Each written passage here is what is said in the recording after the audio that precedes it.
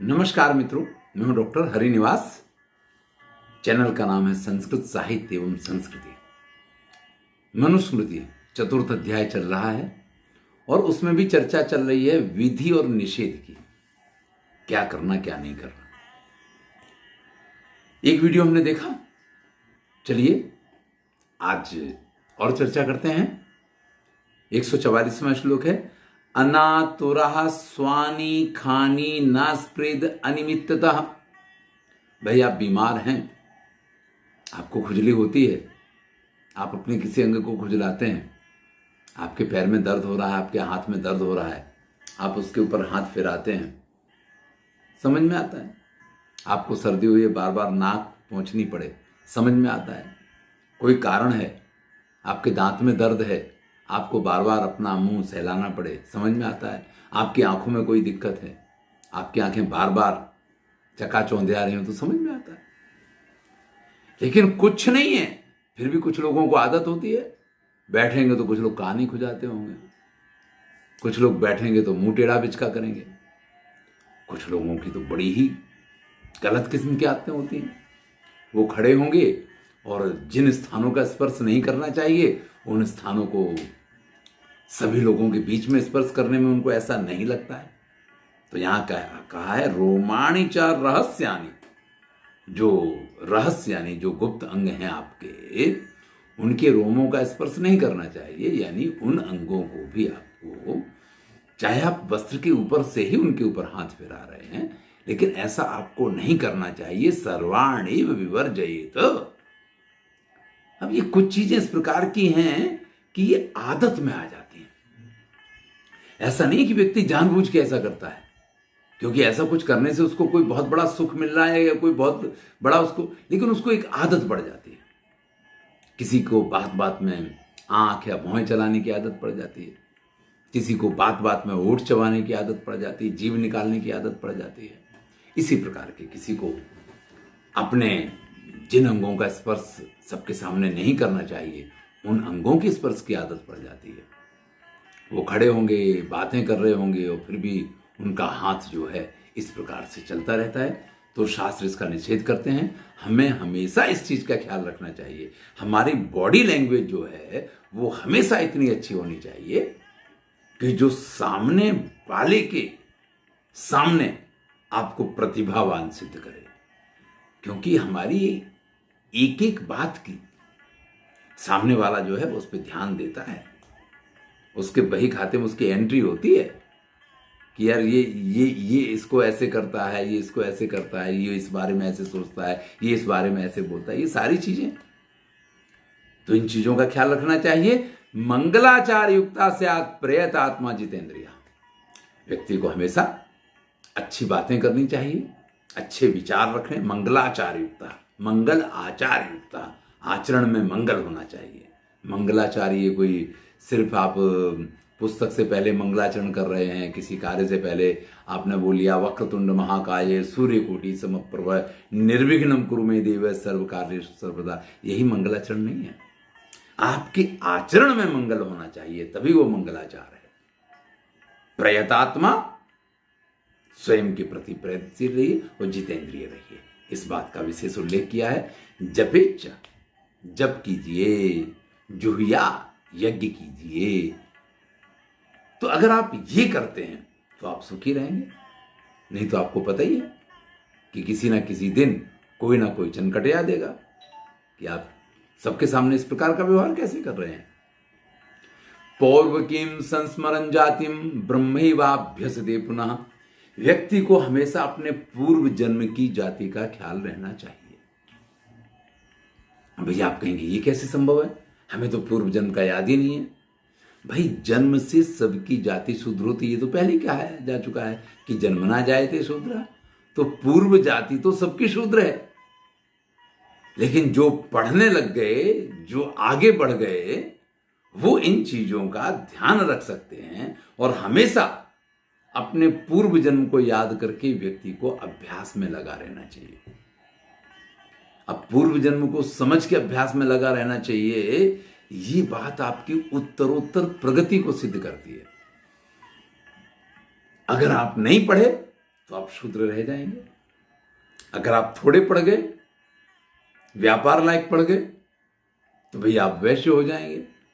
अगर आप थोड़े और ज्यादा पढ़ गए और आपने कुछ इस प्रकार का शक्ति का संचय कर लिया, तो आप क्षत्रिय हो जाएंगे।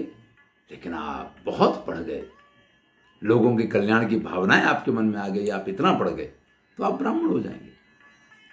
लेकिन जन्म से तो शूद्र थे। अब देखिए, यहां जब ये कह रहे हैं कि पौर्वकीम संस्मरण जातिम, अपनी पूर्व जाति को स्मरण करना चाहिए, यहां वर्ण की बात नहीं की है, यहां जाति की बात कर रहे हैं। और उसके बाद ब्रह्मैव अभ्यसते, पुनः ब्रह्म का अभ्यास करना चाहिए। तो ये इसी बात को सिद्ध करता है कि हमारे शास्त्र जाति व्यवस्था और वर्ण व्यवस्था को अलग रखते हैं। आप किसी भी कार्य को करने से पहले अपनी जाति को याद कर सकते हैं, ये एक स्वाभाविक प्रक्रिया है। लेकिन आप जिस वर्ण से हैं, आपको व्यवहार तो उसी के अनुकूल करना चाहिए। और फिर से एक बार याद दिलाऊं कि सवर्ण में विवाह का उल्लेख है, सजातीय विवाह का तो भाई निषेध ही हुआ करता है। अगर आपका एक ही गोत्र है तो आप बिल्कुल उत्तम जाति के हो गए, तो सगोत्री का तो निषेध है ही है। सवर्ण, वर्ण में जो आपके समान हो, अगर आप उसके साथ विवाह करते हैं, हमने सजाति विवाह बना दिया कि ब्राह्मण ब्राह्मण वर्ण से नहीं, ब्राह्मण जाति का ब्राह्मण जाति से विवाह होगा। ये बड़ा, चलिए, ब्रह्माभ्यासेन चाजस्रन अनंतम सुखमस्नुते, जब व्यक्ति अपने पूर्व जाति को याद करके ब्रह्म का अभ्यास करता रहता है, तो उसको परम सुख की प्राप्ति होती है। हमें अपनी जाति को नहीं भूलना चाहिए, लेकिन उसको याद इसलिए नहीं करना है, ये तो हम पिछले वीडियो में भी देख चुके हैं, हमारा किस जाति में जन्म हुआ, कहां जन्म हुआ, कैसे जन्म हुआ, इसका रोना कभी नहीं रोना है। लेकिन उसको याद रखना है कि मैं ऐसा था और मुझे ऐसा नहीं रहना, मुझे ऐसे जाना, इस स्थान तक पहुंचना है। दूराद आवस्थान मूत्रम, दूरात पादावसेचनम, उच्छिष्ट अन्न निषेकम चा, दूरादेव समाचरे। भाई, आप किसी धर्मस्थल पे जाते हैं, कहीं आपके घर में पूजा वगैरह हुआ करती है, कोई ऐसा स्थान है, आजकल तो बड़ी विडंबनाएं हैं गरीब घरों की, तो एक कमरा या एक झोपड़ा जैसे तैसे होता है, उसी में उनके भगवान भी होंगे, उसी में उनके बच्चे भी उत्पन्न हो जाएंगे, उसी में सारी प्रक्रियाएं उनकी हो जाया करती हैं। तो उनके लिए तो बड़ी कठिन व्यवस्था है। लेकिन अगर आपके घर में इस प्रकार की व्यवस्थाएं हैं, या आप कभी किसी तीर्थ स्थान पे गए हैं, तो किन किन चीजों का निषेध करते हैं? दूरात आवस्थान मूत्र, भाई नदी है, नदी का किनारा है, कुछ लोग सुबह सुबह सोचते हैं कि सारे कार्य वहीं जाके पूर्ण कर लीजिए, लेकिन शास्त्र कहते हैं कि नहीं, जो तीर्थ स्थान है उससे दूर, जो आपका मंदिर वगैरह है उससे दूर मलमूत्र का परित्याग होना चाहिए। जल वगैरह धोने के बाद ही आपको नदी में स्नान करने के लिए जाना है, तो शास्त्र ये कहते हैं कि पहले नदी के जल का आचमन करना होता है, 3 बार आचमन कीजिए और आप स्वयं पवित्र हो जाइए, फिर आप नदी में उतरेंगे। यानी नदी में अपवित्र स्थिति में आप स्नान नहीं कर सकते हैं, शास्त्र उसका निषेध करते हैं। तो भैया, पैर वैर भी दूर धो लिए जाते हैं, फिर नदी में उतरना है। अब आप कहेंगे कि दूर कहां जल मिलेगा? नहीं मिलेगा। एक लोटा पानी नदी में से भर लीजिए, नदी का प्रवाह से थोड़े दूर हटके आप अपने पाद प्रक्षालन का कार्य पूर्ण कर लीजिए। यानी अब शुद्ध होकर के नदी में स्नान करने जाएंगे। तीर्थों में जब आप स्नान करने जाते तो इन चीजों का बड़ा ख्याल रखना है। हम तो वहां गए, तुमने का साबुन लेके कपड़े भी वहीं धो लेंगे और हम नहा भी वहीं लेंगे और मंजन भी वहीं कर लेंगे, सब कुछ उसी में कर लेंगे। इसका निषेध है। उच्छिष्टम निषेकम, वीर पात भी वहां पे नहीं होना चाहिए। दूरादेव समाचार, ये सब दूर से होना चाहिए। देखिए, ये जो निषेक की बात की गई है, ये एक स्वाभाविक प्रक्रिया है। व्यक्ति के जीवन में कभी भी किसी भी समय इस प्रकार की प्रक्रिया हो जाया करती है। एक नवयुवानी का जब काल होता है तो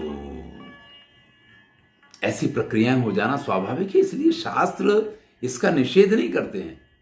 जैसे वो कहते हैं कि मलमूत्र का दूर परित्याग करना चाहिए, ऐसे वो इसके बारे में लिखते हैं कि वीर्य का त्याग भी दूर ही करना चाहिए। हमें नदी वगैरह में इन सब चीजों से, तीर्थ स्थान में जो पवित्र स्थान है, आपके घर पे आपका मंदिर हो सकता है, आपका पूजा स्थल हो सकता है, तो ऐसी जगहों पे इन चीजों से बचना चाहिए। मुख्य बात इतनी है।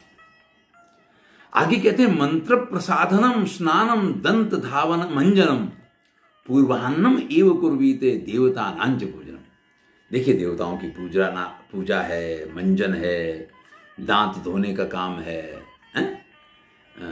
आंखों में काजल लगाने का काम है, मंत्रों की साधना करनी है, स्नान वगैरह करना है।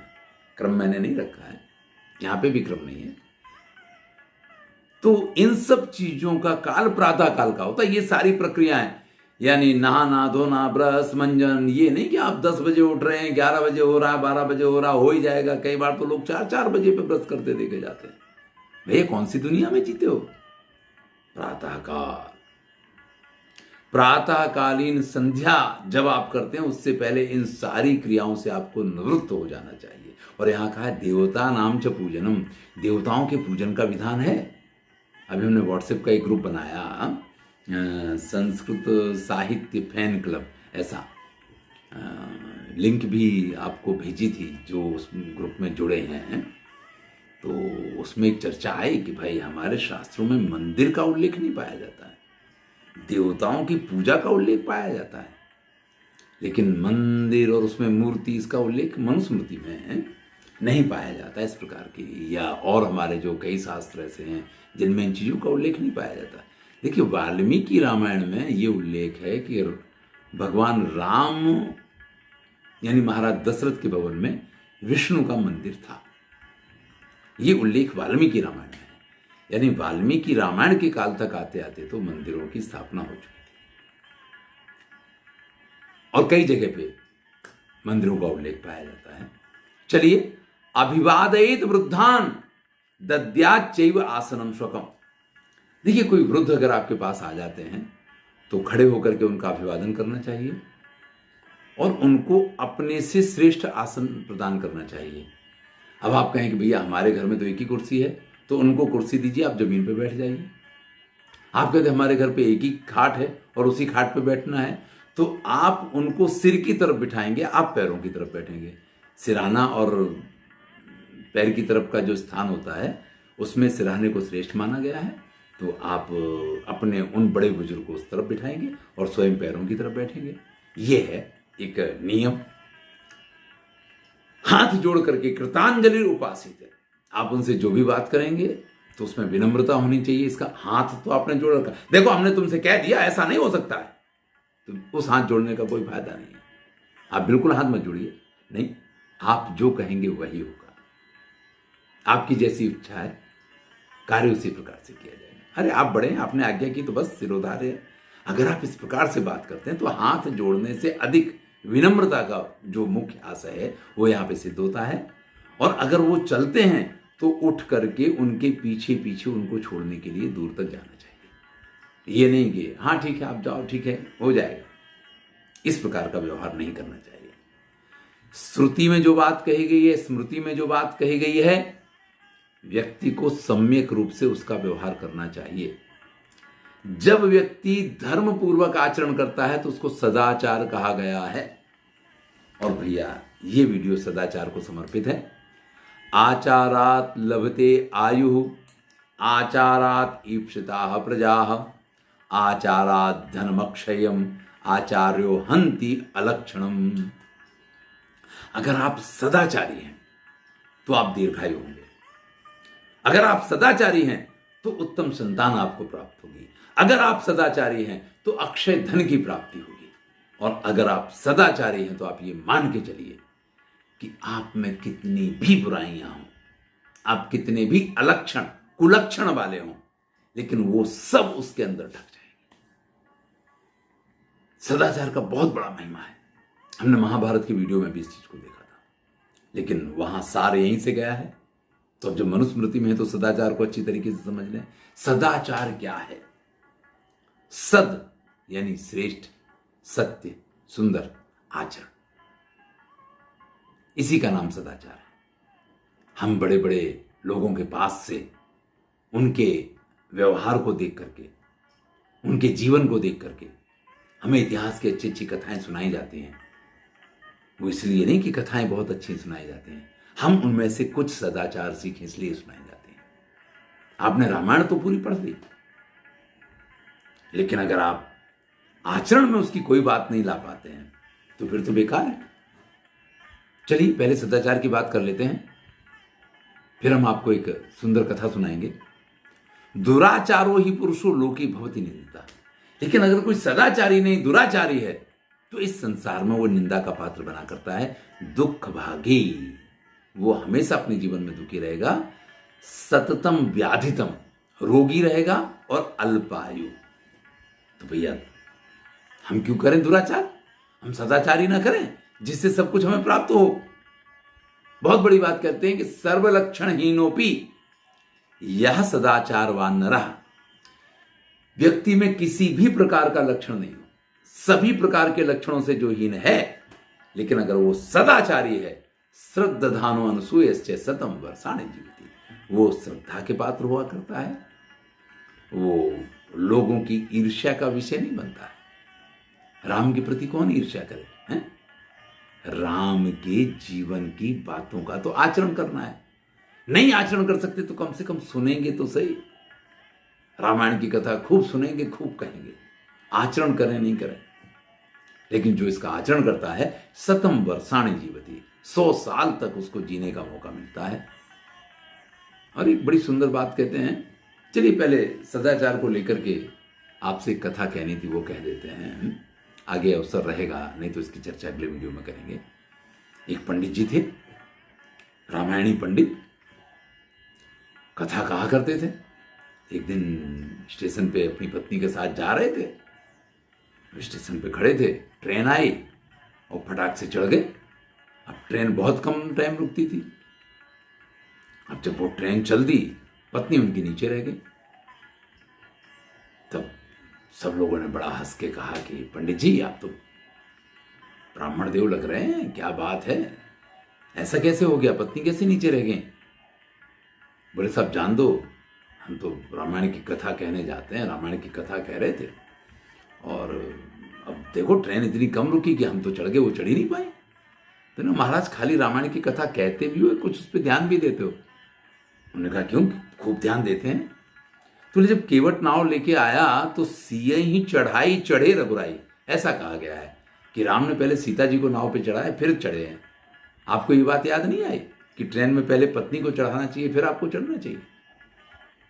तो भैया कई बार ऐसा होता हमारे जीवन में कि हम कुछ चीजों को सिर्फ सुनते हैं, पढ़ते हैं, लेकिन आचरण में नहीं लाते हैं। लेकिन जब तक आप आचरण में नहीं लाएंगे ना, तब तक वो सारी चीजें व्यर्थ हुआ करती हैं। चलिए तो आज सदाचार की इस चर्चा के साथ ही इस वीडियो को पूर्ण करेंगे। जीवन में सदाचार का बड़ा महत्व है, और अगर हम सदाचारी हैं, आप कहेंगे कि सदाचार कहाँ से आएगा, सदाचार क्या है? तो आपके पूर्वजों ने, आपके पिता पितामह ने जो श्रेष्ठ कार्य किए हैं, यानी ऐतिहासिक ग्रंथों में हम जिन बातों को सुनते हैं, हम जिन बातों को पढ़ते हैं और उससे हमें जो शिक्षा मिलती है, वही आचरण करना सदाचार है। और हमें वहाँ ये भी मालूम पड़ता है कि रामादिवत वर्तितव्यम न रावणादिवत, राम वगैरह की तरह व्यवहार करो, रावण वगैरह की तरह नहीं। तो भैया अगर हम सदाचार का आचरण करते हैं तो हमारे सारे दुर्गुण छुप जाते हैं और हम अवश्य ही सुख के भागीदार बनते हैं। धन्यवाद। मैं हूं डॉक्टर हरिनिवास।